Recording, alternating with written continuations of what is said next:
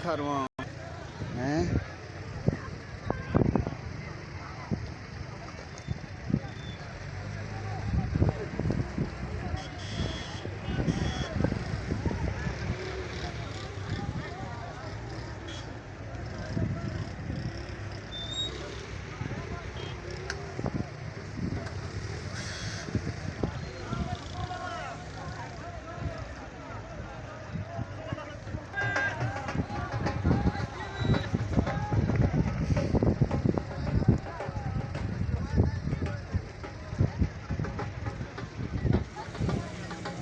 सरदार इमाम कैंप इसरानी जो रानचाड़ी का रोड है उसका पुख्ता करने के लिए इफ्ताह करने के लिए आए हैं।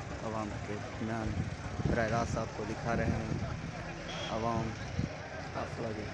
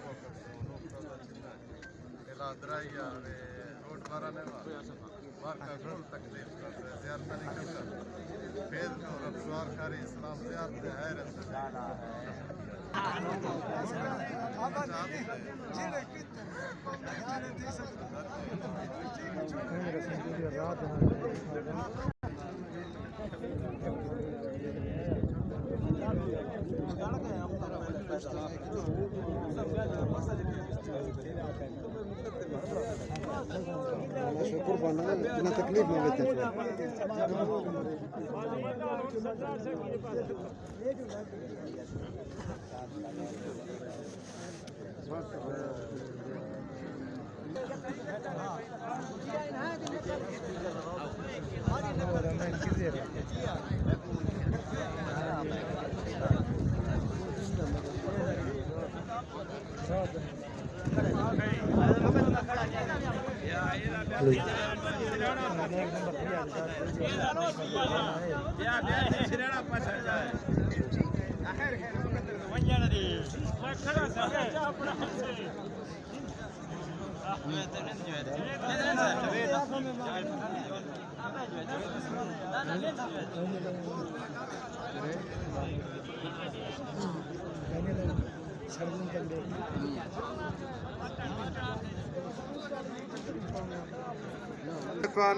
बिस्मिल्लाहिर्रहमानिर्रहीम।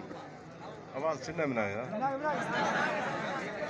माँ सरदार साहब बाज बाज मशकूरों के जंगल ने और इखरे कारे मनसूबे जुर्तवत का ताली पीक चाहिए सरदार साहब बस्ता सरदार इमाम बख्श खान कैसरानी सरदार इमाम बख्श खान कैसरानी मोस्ट वेलकम सरदार साहब विद रिलेटिव हर के एक सरदार साहब थी फजियास्ता मा कुल्लाना मोस्ट वेलकम खनो मां शुरू कन गो इजलास कार्रवाइया तिलावत कुरान पाक पढ़ा